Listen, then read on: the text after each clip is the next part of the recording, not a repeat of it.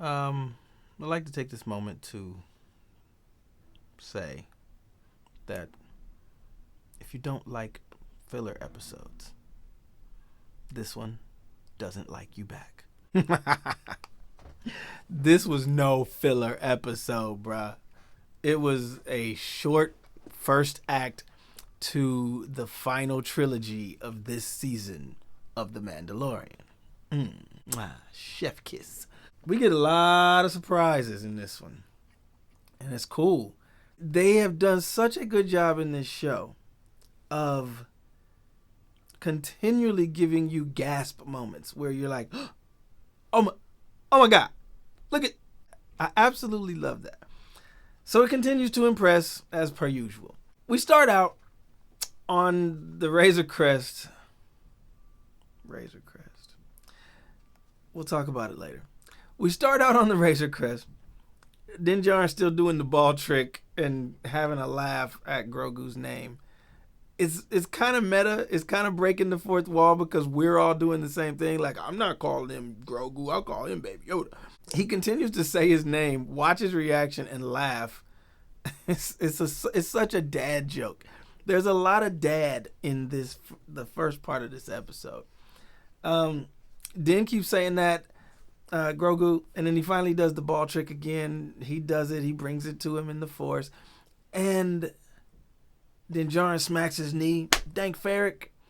He's not upset. It's just one of those things. Like, gosh darn it, in that cowboy sort of way. But what's cool, the little detail I took from this scene is how Baby Yoda, Grogu, reacts. He's starting to mimic his guardian. He drops the ball and he slams his little fist down, and it's hilarious because he immediately, Din Djarin's like, no, I'm not upset. It's not you. You're just special. He starts to lament a bit. He starts to get a little bit melancholy, and then he's back to the mission. He's like, we're going to find you a good place. So they finally arrive at Tython. They get straight into it. In other episodes where he's been given a clue to go someplace, there's a stopover, along the way, a little road trip action. Like, we're going to pick up some gas here before we get here. They get straight to it. This is one of the few episodes where he goes where he's been told to go, boom, immediately. So they arrive on Tython. Is it Tython? Typhon? We don't get to see a lot of the planet. It's kind of dusty, kind of arid, not quite Tatooine. It reminds me a lot of Jeddah in Rogue One. It's a sacred planet. The order, the Jedi Order, was supposedly started there, but it's a holy site. We don't get to see any temples or anything. They go straight for the Seeing Stone at the top of the mountain. I love it when he says, we can't land on top. We're gonna have to fly the rest of the way with the windows down. That's pretty cool. That's, again, a dad thing. When my daughter wants the convertible down on the car, I'm a big hero. It's just a dad thing. There is something about this show that is very much, it's not men versus women, that kind of thing, because there are very empowering or empowered women in the show. But this is a real feel-good for dads. I'm liking this show as a dad. I realized that in this episode. I'm liking this show as a Star Wars fan, obviously. I'm liking this show as a Mandalorian fan, obviously, because the Mandalorians are one of my favorite, if not my favorite, part of the Star Wars franchise. It's never been the Empire or Vader or, the Jedi for me. It's always been the Mandalorians. But that added component is watching this guy limp around the gallery.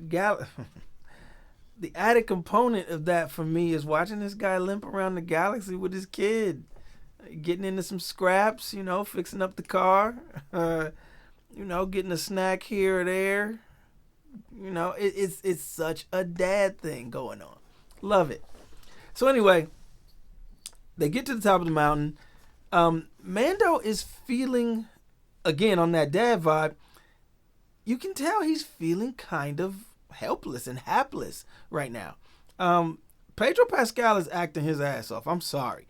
Even if we don't get to see his face, and a lot of people are like, oh, that's not him in the costume. Fine. But his voice is conveying everything you need to know. He puts Grogu on the Seeing Stone, and they're trying to figure out how exactly to get it going. And he's looking, he's like, is there a switch to this thing? You know, Grogu is chasing or looking at a butterfly. They're kind of this, you know, bumbling duo up on top of this mountain right now, and it's kind of cool. But then we get a major reveal. My favorite, absolute favorite ship in all the galaxy shows up on Typhon. Tython. I'm going to keep saying that wrong. Anyway, my absolute favorite ship shows up. Now, it could be anybody else, right? Because who would have Slave One? What am I saying? Don't be foolish. We know who it is. Boba Fett has tracked Din Djarin to Typhon, which means he had been tracking him the whole way. Crazy. So, again, Din is kind of like, okay, kid, we gotta go. Boom. He gets repelled by the Seeing Stone energy. Now, that brings up another question for me of what's in there? We've seen the Force before, but it's never been a Force field like that. So is there Kyber in there? Is he repelled because of his Beskar? I said it in a couple of posts where I was chatting with some people. Is Beskar the universe's answer to Kyber? There must be balance in everything. And Kyber lightsabers can't immediately cut through Beskar. It repels it quite well. He's being repelled by this force field. Is it because of his Beskar? Interesting. We don't really get the answer. He keeps trying, and he keeps getting kicked out. So he's like, oh, okay, kid, I'll help you from out here. Laters. He's such a dad. He's like this dad who dropped his kid off at school, and he's like, can I get a hug? And the kid's like, later, dude. And he's like, oh, okay, see you at home. There's this kind of touching goofiness to the fact that this badass cowboy warrior of the galaxy is rendered helpless by this little kid. He's awesome. Dad energy all over this show.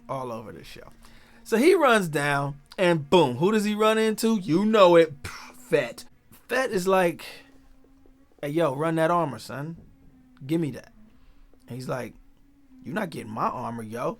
Step up. What you gonna do? He's like, no. Not you. Not yours, new car Beskar. I want mine. Oh, okay. Well, Din, like Din does, goes through his rhetoric script. Did you take the creed? You're not wearing your helmet now, so obviously you took your helmet off. I don't know. Are you a Mandalorian? It's so crazy that through this show, it's really interesting for me that through this show, he's meeting those who have had dealings with the Mandalorians or those who are Mandalorians by birth, by blood, by culture. But he keeps asking them about this creed. It's a sort of meta moment that keeps coming up, that every time he runs into someone who is of the Mandalorian line, of that family tree, whether they be staunch or simply residents of a Mandalorian territory, he is hitting them with rhetoric, and they in turn are answering him with life experience. He's finding out what it means to be a true Mandalorian, aside from his very staunch and pious view that he was taught by the Watch. That's a really interesting thread for me. And it's fun to watch him learn something. By the end of each episode, he actually comes to grips with these people who, by his creed, would not be pure Mandalorians. Each time he meets one of them, it changes his mind a little bit. I got a feeling that he's coming up out of that helmet soon, and he will be more Mandalorian for it. If that makes any sense, it's really interesting. Brrr. Somebody lost some blaster bolts, and he looks up, and Boba's like, yeah, I got peoples with me too. And come to find out, it was Fennec Shand. Come to find out, back on Tatooine in season 1, we find that it was indeed the clanking spurs of Boba Fett who saved Fennec Shand. Not only saved Fennec Shand,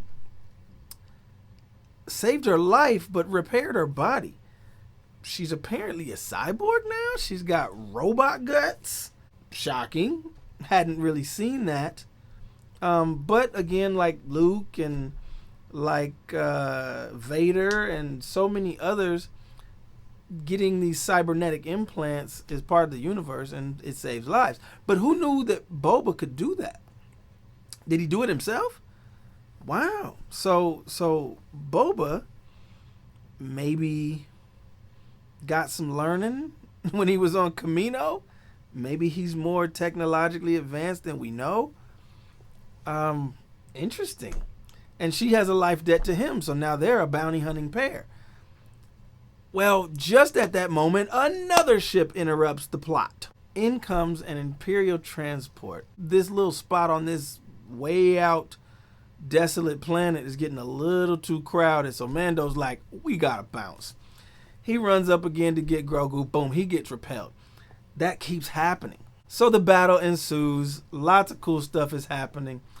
But the real set piece here, kind of like they did Ahsoka in the last episode, in this episode, Boba Fett, it's kind of a triple redemption arc for him, which is really interesting.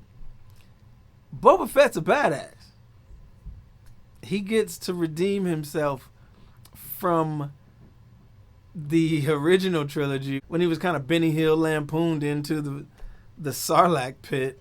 You know, like, this is the dopest bounty hunter in the galaxy, and a goof, a pratfall knocked him off and killed him. Boba gets down, okay? He's got his gaffy stick, and you see how that might be used. We've never really seen the Sand People get busy with their gaffy sticks, but Boba shows you what these things can do and what they're meant for. So he's getting it in, and I mean, he's absolutely wrecking them. Tamara Morrison's scowl is a national treasure for New Zealand. Every time, these great close-ups of his acid-burned face and his scowl and that anger, that Boba anger that you could see drew inspiration straight from the prequels when we meet Boba as a little boy and he's always frowned up. Like, that was a really cool link that they pulled. That's a little, again, details. Fennec's getting it in too. Fennec's a great shot, and she even said that earlier. She's like, and you know I don't miss. Well, she's not missing. They have the high ground. Hello there. But they got some artillery. So that same repeater, that same sort of blaster Gatling gun, and of course they don't have the high ground advantage, but they've got heavier artillery, so they're laying it down. And then, and this is something I don't think we've seen in Star Wars. I have not. Somebody correct me if I'm wrong, but we see a mortar shell. So one of the troopers comes out, and he's actually painted like a clone trooper. Somebody tell me if that's a clone trooper, because it certainly looks like one, which is a cool little link to say that, like, these guys are still sprinkled in throughout the ranks. They're not completely gone. Also, Boba's a clone, and he doesn't know one of his brothers is right down there shooting at him. That would be a real interesting deep cut. You know, a little homage to Indiana Jones. She kicks the boulder. The mortars loosen up a boulder. Finnick kicks a boulder down, and it takes out a bunch of troopers, and it takes out the Gatling gun. So it's just real fun action, man. As Boba fights his way down the hill, he looks over his shoulder. There's the Razor Crest. The door is open, and he can see his armor. Well, yeah, go get it. So in drops Fett. Boom. Full armor. We got Boba Fett back in action, son. I'm here for it. All right. This is the second part of the redemption arc. So, like I said, there's 3 Boba Fett redemption arcs going on at once here. Boba is a badass. He's got to get his name and reputation back, both in world and in pop culture, because he's kind of been smeared by not being a badass when we do finally get to see him work in the original trilogy. That's 1. 2, he's a Mandalorian. Maybe not by creed, maybe not by name, maybe not by Beskar, because we know that, at least in lore, his armor is Durasteel. And they don't mention that, they don't talk about that in this episode. But Boba's a Mandalorian by culture. He was raised as one because his dad, well, we'll get into that. But anyway, that's redemption arc number 2. So he drops in. I'm here for it. Let's do battle. Now we got 2 Mandalorians. We got 3 bounty hunters, and they're laying it down. Okay, they're doing the thing. They're doing the damn thing, and I'm here for it. I love it. Love it, love it, love it. Man, this is exciting. In a short episode, it was so exciting. But it also made it so that I was able to watch it 3 times before even doing this. They get to the bottom of the mountain. They've won the day, at least with these stormtroopers. The stormtroopers get out of there, especially when they see Boba drop in. Now they got 2 Mandalorians, and so the lore of the Mandalorian must precede them. The name of Mandalore precedes them, because every time there's a couple of Mandalorians together, the stormtroopers are like, peace them out. They hop back on their transport. They're getting ready to go. Too much firepower. We're taking too much. They get up out of there. They start to float off. And Boba drops his rangefinder, and he does the damn thing. Takes them out. Boom. Both ships gone. Hits one. The other one crashes in. Din's like, great shot. A little humor. Boba's like, I was aiming for the other one. Bow. Here is redemption arc number 3 for Boba Fett. This was decidedly a Boba Fett episode, obviously, but still in the service of the Mandalorian and the story. So it's still his show. But Boba's going through something right now. The Razor Crest sitting right there. A bolt comes out of nowhere, a massive explosion. Boom. The Razor Crest is destroyed. Ah, he just got it fixed. You guessed it. Moff Gideon's light cruiser is sitting just out of orbit. Well, actually, he's in orbit now. Blows up the Razor Crest. And he deploys the Dark Troopers, just as we all suspected. And these dudes are badass. Okay? We don't get to see them a lot. We don't get to really see them in a lot of action. But they're here. And we get to see them flying down toward the planet. They've definitely got this sort of Vader look to their helmets. Fully robotic warriors. You know, and this is one of 2 shots that looked very animation style. It was kind of an illusion. Not that it looked fake, but it was kind of this really cool allusion to Clone Wars. In just the way it was filmed, it looked like anime. It looked like manga a little bit. It was really, really cool to see, because they zoom in on face and then back out. They zoom in on his hand and one of them tightens his fist and back out. And they zoom in on the 4 and back out. It was just real cool shots borrowed straight from animation. They land and they're going for Baby Yoda. They're going for Grogu. Grogu is finally done with what he had to do at the Seeing Stone, and he was on there a lot. Who was he talking to? What signal was he sending? That's interesting.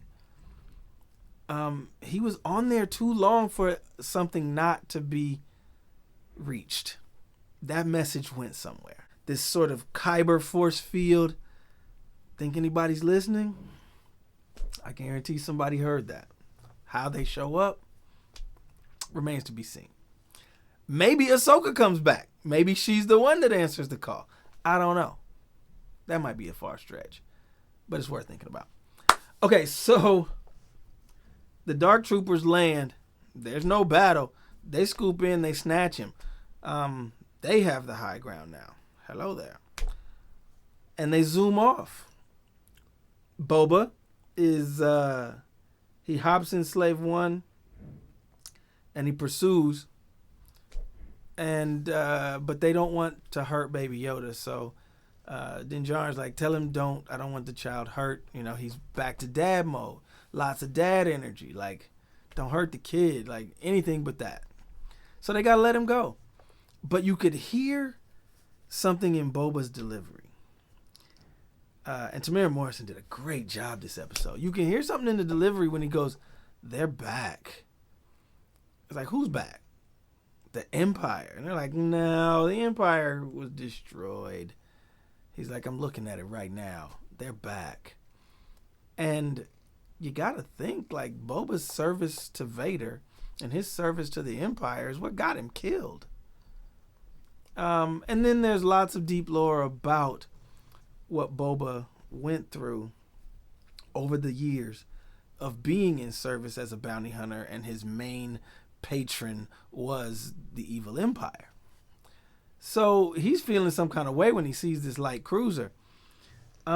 This is the third level of Boba's redemption arc in this episode. He's got 3 concurrent redemption arcs going, and we've already mentioned the others. This third one is something that comes straight from the EU. Down the road in the EU, Boba Fett became Mandalore. He united his people and became a great leader. He even became an ally to Han Solo in his long arc of the stages of his life. You can kind of see that beginning here, because the feeling that's conveyed is obviously some kind of regret. Very obviously. Some kind of regret and trepidation at, oh my God, these guys are back. I was laying low on Tatooine. I was just chilling with the sand people. I ditched the armor. I let Cobb have it. Like, I know Cobb had it. He was keeping it safe. And then I put my armor back on and these dudes show up. He's feeling some kind of way about that. Here's where that arc is complete for Boba, in getting the armor back, in showing his sort of patents, his lineage as a Mandalorian by culture, if not by creed. And Boba being the good guy. Boba Fett was the most feared bounty hunter in the galaxy, working for the Empire. All this time, Boba was a bad guy. We see Boba now as a man of honor. He is going to honor his deal with Din Djarin and help save the kid. He says, we're with you until that kid is safely back with you. He's showing his lineage. He brings up his dad, Jango. Din Djarin gets to see his patents, his line of succession, and he says, this armor belongs to you. Your dad was a foundling, just like me. And so that's Boba as a good guy, starting that long trek where he befriends Solo. He becomes Mandalore in the EU. There's a different side to this guy.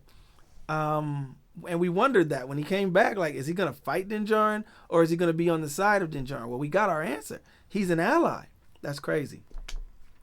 That's really deep. And again, they're bringing such good stuff back into the fold from the EU. Din is also learning something. By looking at this, and Boba had his chain, his DNA, is coded to this armor. He has proof that it's his, so Din Djarin can't argue with that, and he doesn't. He says, this armor belongs to you. He never would have given that armor to a non-Mandalorian, but Boba had to go about proving that in a more real way and not so much in a rhetorical, propaganda, cultish teachings sort of way. I found that really intriguing. That, again, by the end of this episode, Din Djarin is more Mandalorian than he's ever been, and he's slowly finding his people. And he's interacting with them, with Boba, with Bo-Katan. He's interacting with Mandalorians who are such, but in different ways and by different means. Talk about a lesson. Favreau and Rodriguez and Filoni, they're weaving things into this that are culturally relevant right now without banging us over the head with them. It's dope. It's dope. Multicultural, multifaceted, honor, respect. A lot of these things are woven in, and it's super, super interesting. What'd you guys think of the episode? Comment. Let me know. These are fun, man. These have been really, really fun. We got 2 more episodes left. I'm super excited about it. There's plenty more that I'm sure I missed, but I don't want to make these too long. So, yeah. Thanks for rocking with me. We'll keep doing them. All right. Talk to you soon. Peace.